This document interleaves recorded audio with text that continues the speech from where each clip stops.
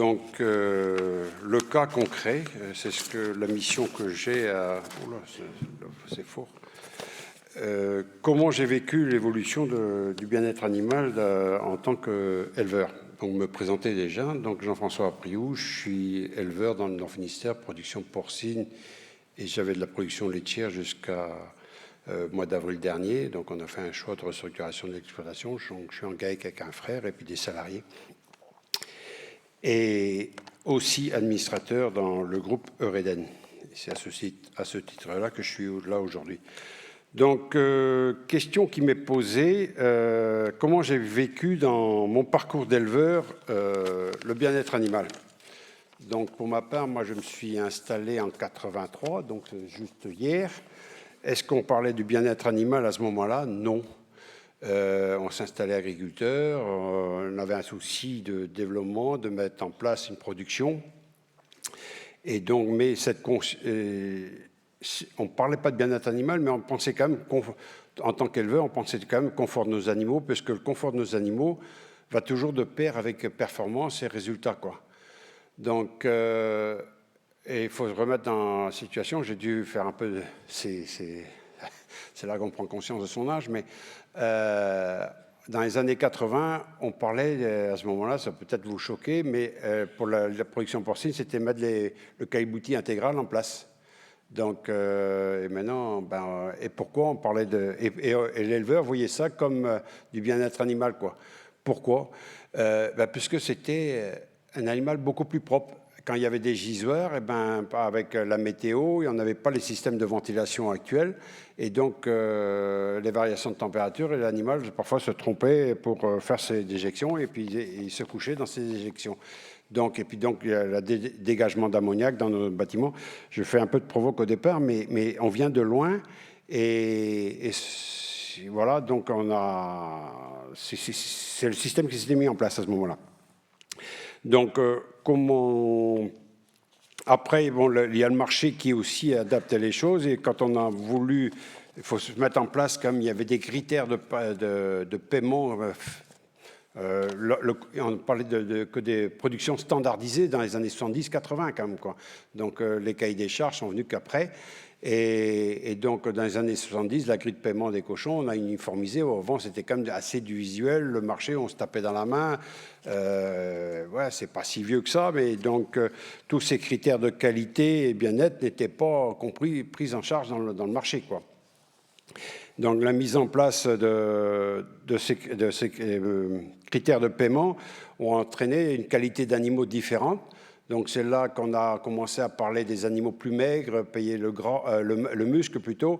Et donc quand on parle de ça, il faut des bâtiments plus isolés, donc des qualités, du confort supplémentaire à nos animaux, puisque l'animal compensait le confort qu'on lui donnait pas, il le compensait de lui-même dans sa croissance, il faisait plus de gras, quoi.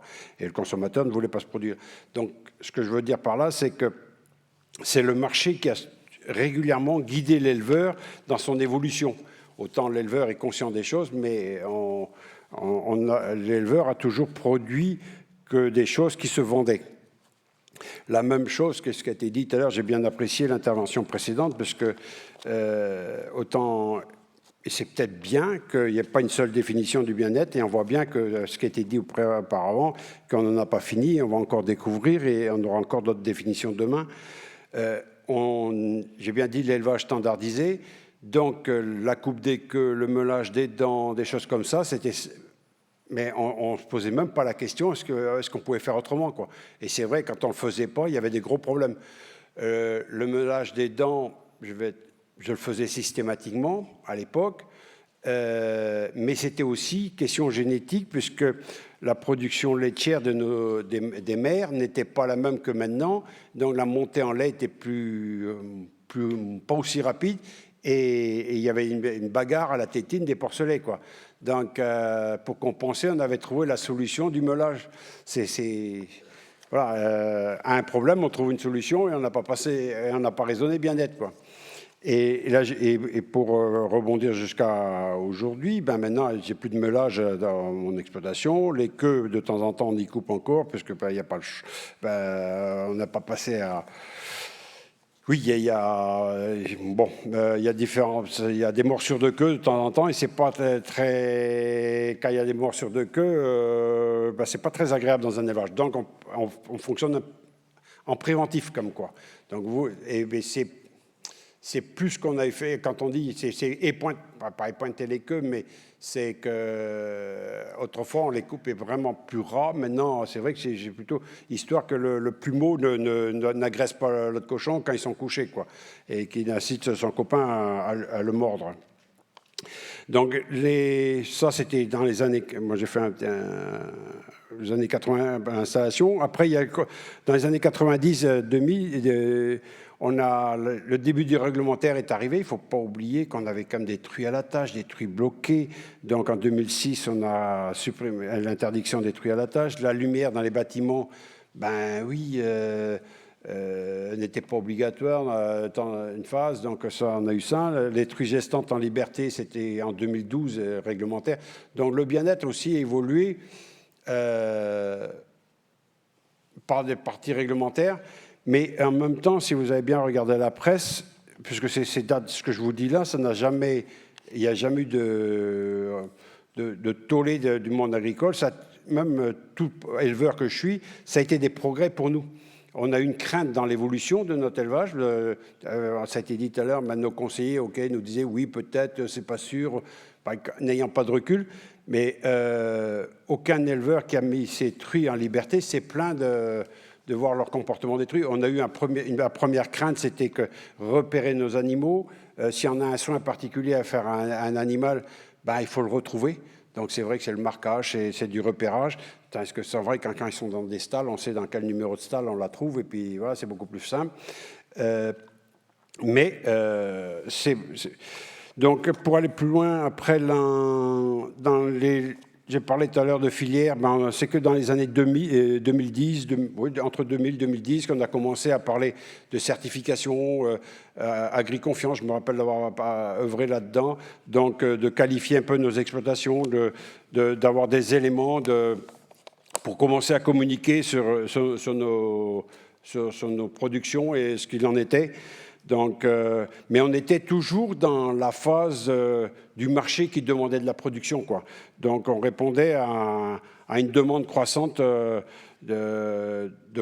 production, mais le consommateur commençait à parler de traçabilité, de savoir d'où ça vient, comment c'est produit. Donc, pour arriver à ce jour où on est en production porcine, que je connais le mieux quand même, maintenant on a un cahier des charges viande de porc français, VPF. Donc, juste un petit couplet dans ce VPF, dans ce cahier des charges, c'est qu'il est quand même mis que les élevages doivent être en permanence visitables, quoi. Ça paraît idiot de mettre quelque chose comme ça, mais ça veut dire quelque part les abords,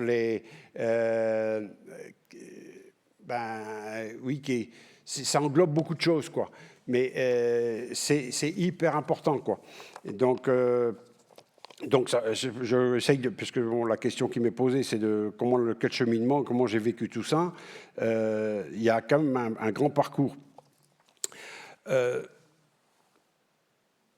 Donc après, dans mon parcours personnel, c'est vrai que j'ai dit au départ, à l'installation, c'était mettre la production en place. Après, dans mon parcours, il y a eu de la rénovation, restructuration, agrandissement de l'exploitation aussi, que je l'assume, et était nécessaire pour multiples raisons. Donc, par rapport, dans les années 80, je me suis installé avec 80 truies pour quand même été à une époque jusqu'à 400 truies dans mon élevage, naisseurs-engraisseurs. Je vois les yeux qui se froncent un peu là, mais ça paraît grand, oui et non. Après, quand on joue un peu au diviseur, quand j'avais 80 truies, j'étais seul, et à 400 truies, on était 4, quoi. Voilà, donc à y travailler comme quoi. Mais c'est aussi conditions de vie. On a la société, beaucoup de personnes ici ont du mal à imaginer ce que c'était les années 80. L'approche du travail dans les années 80 et maintenant n'est pas du tout la même, quoi. même le bien-être de l'éleveur, on n'y réfléchissait pas dans les années 80. Le travail est à faire, c'est pénible, mais on le fait, quoi. On ne se posait pas la question. Je reconnais moi-même qu'il y a des tâches que je faisais dans les années 80 que je ne ferai pas maintenant, quoi. Voilà, le rapport au travail a totalement changé. Et donc, j'assume que le développement de mon exploitation a permis déjà le bien-être de l'éleveur, bien-être des salariés, parce que bon, il y a les congés, les vacances, les week-ends, la coupure, tandis que dans les années 80, quand je me suis installé, bon, je voulais être éleveur, c'était 7 jours sur 7, quoi. Voilà, juste pas possible, quoi. Et il y avait les parents qui me remplaçaient quand j'allais en vacances, quoi. Dans la croissance aussi, donc il y a eu rénovation totale des bâtiments. Donc, tout à l'heure, j'ai parlé des parties réglementaires. Donc, il y a eu la mise des truies en liberté. Donc, là, elles ont été mises sur paille. Autant, j'ai parlé de caillebotis intégral au départ. Donc, retour sur paille. Mais le bâtiment paille, c'est pas retour, c'est remettre de la paille, mais avec des conceptions différentes, avec l'expérience. On avance toujours avec notre expérience et l'expérience des autres. Ça a été dit tout à l'heure que le conseil du voisin vaut autant que le conseil du scientifique, et c'est vrai. On appelle ça souvent dans la vulgarisation par-dessus le talus. Donc, ça prend du temps. Un éleveur, l'engagement dans un bâtiment il faut l'amortir. Hein. Et donc, quand j'ai mis mes truies sur paille, c'était un bâtiment totalement différent, avec des raclages où il y a de la mécanisation. Donc, où on a simplifié la tâche et avec le matériel actuel, la paille n'est pas une contrainte de travail comme ça pouvait être dans les années 80, quoi. Et en plus, voilà, donc les animaux, ils s'y retrouvent. Qu'est-ce que je peux... J'ai fait un petit canevas parce que, pour la question suivante... comment ça a été perçu dans l'évolution en tant qu'administrateur et puis de la coopérative, et dans la coopérative, comment on a fait passer ces messages.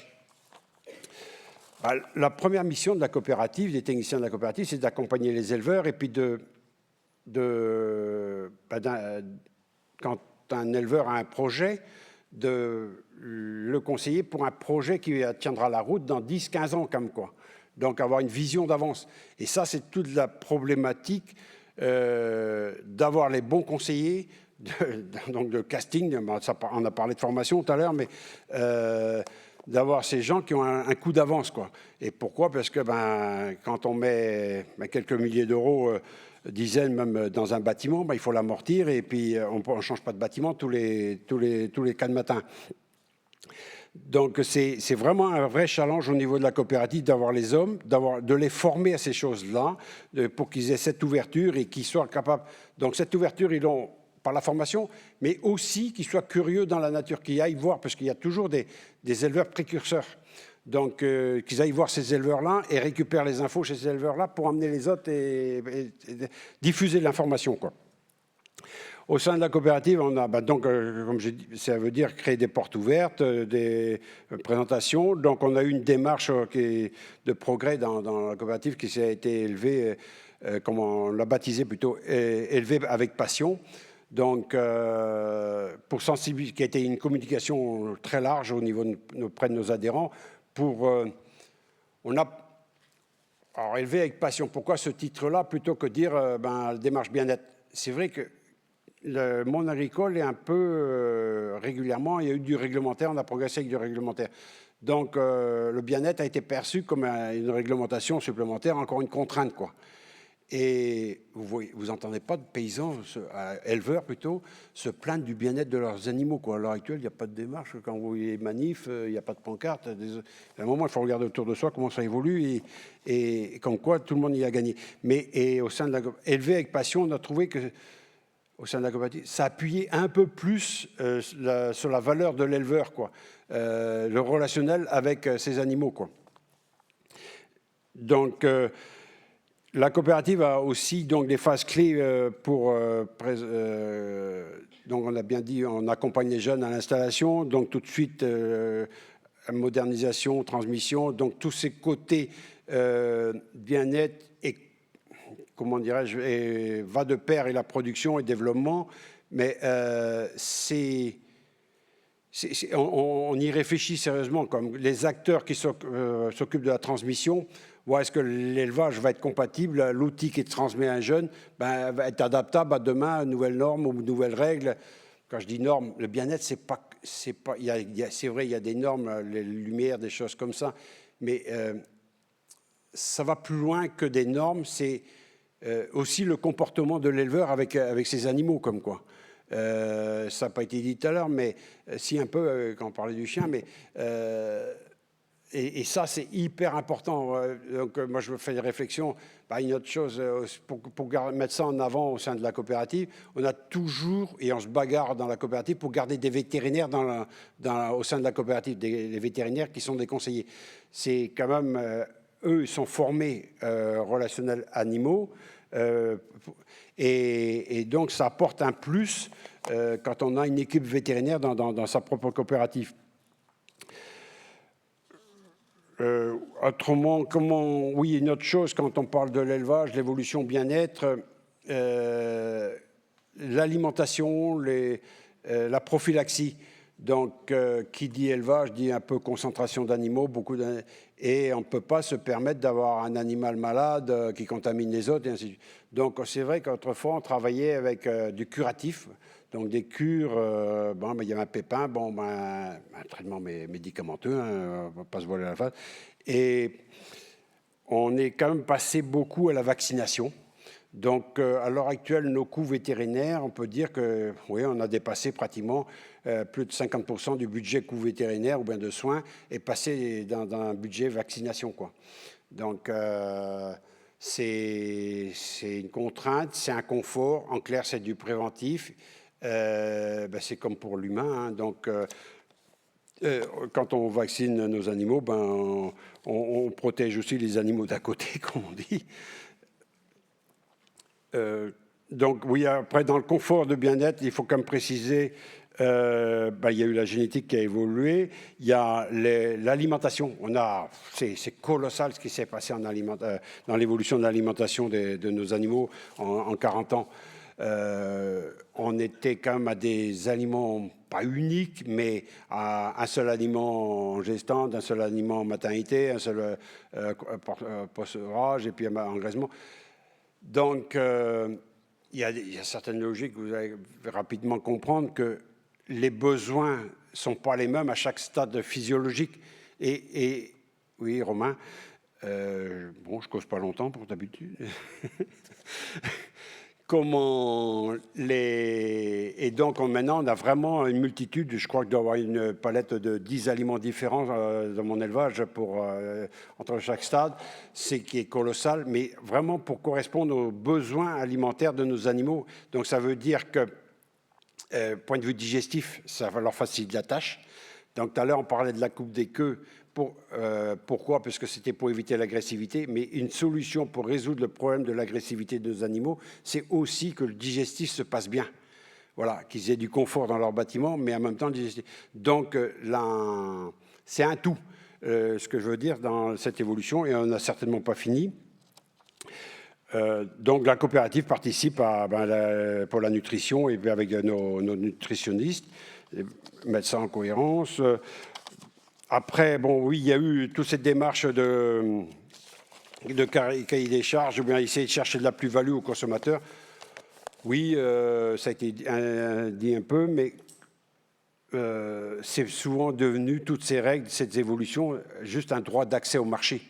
À l'heure actuelle, quelqu'un qui ne respecte pas ses animaux, qui n'est pas dans les clous, on voit bien comment ça se passe. Il y a des pressions sur les distributeurs viennent visiter nos élevages.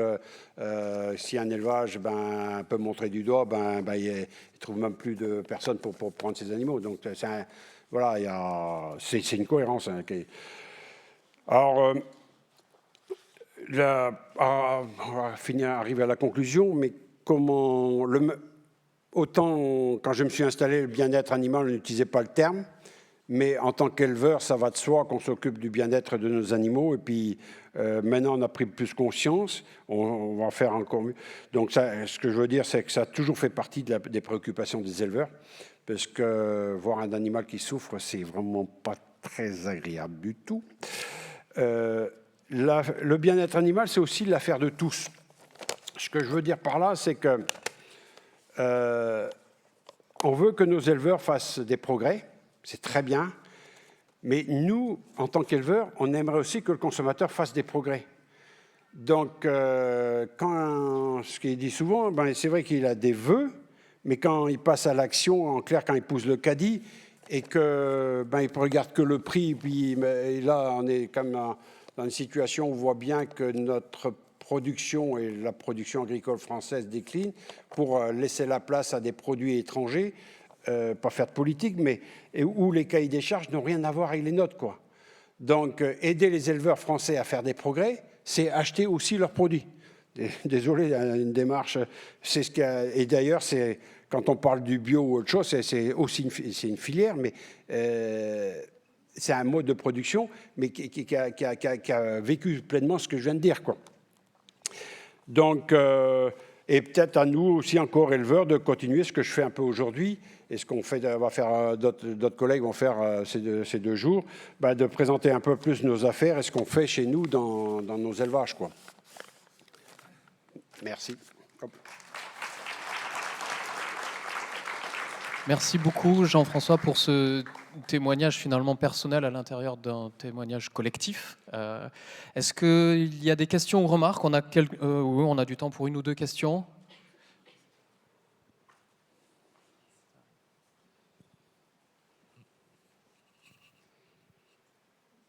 Bonjour, Violaine Colson, CNR BEA. J'avais une question. Vous disiez que vous étiez sur caillebotis intégral au début. Parlez plus fort, s'il vous plaît. Vous disiez que vous étiez sur caillebotis intégral au début de votre installation, et je voulais savoir comment s'était fait la transition, parce que maintenant vous disiez que vos truies étaient sur paille. Et comment est-ce que vous avez fait au niveau du bâtiment, et est-ce que vous avez reçu des aides pour faire la transition et passer sur paille intégrale? Alors, oui, les truies étaient sur caillebotis intégral au départ. Maintenant, un gisoir paille. Et puis, il y a encore du caillebotis sur la partie, la zone d'alimentation. Parce que quand ça alimente, c'est là qu'elles font leurs besoins. Donc, voilà. Mais la partie caillebotis fait un tiers de la surface dans ce bâtiment. Et après, il y a un aire de raclage qui est raclé tous les jours. Comment s'est fait la transition? Les animaux sont adaptés à une vitesse grand V. Ça a été un peu dit tout à l'heure. C'est vrai que. Est-ce que vous avez reçu des aides? Si l'éleveur, c'est plutôt un relationnel animal-éleveur, quoi. Parce que quand on met les animaux en groupe, il ne faut pas que les animaux aient peur de leur éleveur, quoi. Donc, voilà, cette approche, le plus délicat, parce que c'est une alimentation individualisée, donc c'est un DAC qu'on appelle ça, donc c'est les habituer à les manger, donc avoir les réflexes, donc c'était un peu décrit, donc ça veut dire que l'animal a de la mémoire, donc va à un comportement, va manger à telle heure, il y a une hiérarchie qui se met en place, tandis que quand les animaux sont bloqués, il n'y a pas de hiérarchie. C'est vrai que la mise en place quand on met les animaux en groupe, ça peut choquer au départ de la hiérarchie qui se met en place. Donc, une hiérarchie, c'est comme la population humaine. Désolé, ça se bagarre un petit peu. Il y a quelques caïds dans le lot et la bagarre se fait entre les caïds, quoi. Voilà, mais c'est le monde de l'élevage aussi. Je ne sais pas si j'ai répondu à votre question. Il y avait la question des aides aussi, c'est ça? Ah oui, oui, il y a un accompagnement. Il y a eu un accompagnement parce que c'était une réglementation, donc la mise en liberté détruite. Comment vous répondre à la question? Je suis un libéral par nature, pour ceux qui me connaissent. Donc les aides, oui, c'est bien. C'est encore mieux quand c'est le marché qui répond. Voilà ce que j'ai dit tout à l'heure. Donc, c'est que momentané, les aides, on les prend, mais on ne fait pas de la rénovation, la construction pour avoir des aides, quoi. Voilà, c'est pas l'élément décideur chez moi, quoi. À chaque fois que j'ai fait des avancées, des progrès dans mon élevage. Une autre réflexion qui peut choquer, il y a le coût du bâtiment Mais le bâtiment, on l'amortit sur 15 ans, il ne faut pas l'oublier, donc ça minore un peu le coût du bâtiment. Par contre, la performance, c'est au quotidien. Et une mauvaise performance de moins de 10% peut coûter plus cher qu'un bâtiment. Je ne sais pas si je me fais comprendre. En clair, les animaux qui ne se comportent pas bien, qui n'ont pas de bonne croissance, qui n'assimilent pas bien leurs aliments, des choses comme ça. Donc, il y a un indice de consommation qui est plus élevé, il y a une croissance plus faible. C'est ça qui explique le grand écart type qui est entre les élevages, quoi. On met 2 éleveurs avec des bâtiments équivalents, ils n'auront pas le même résultat au bout, quoi. Donc, et heureusement, et tant mieux, puisque c'est là que c'est la valeur humaine qu'on voit bien qu'on peut apporter un plus, quoi. J'ai fait un petit détour mais à votre question. Mais... Merci beaucoup, Jean-François, qu'on peut remercier. Merci.